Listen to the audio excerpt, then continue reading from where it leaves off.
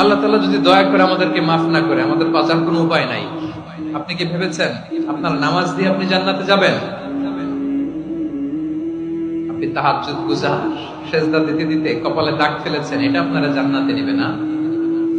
আপনি এলাকার সবচেয়ে বড় হাতেম তাই দানশীল, এই দানের ভরসায় বসে আছেন।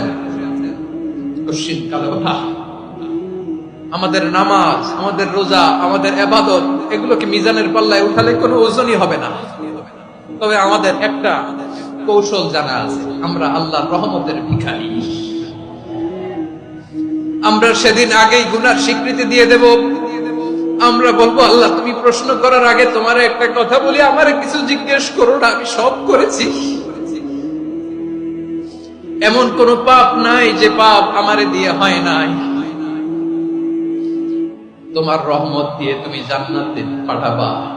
তোমার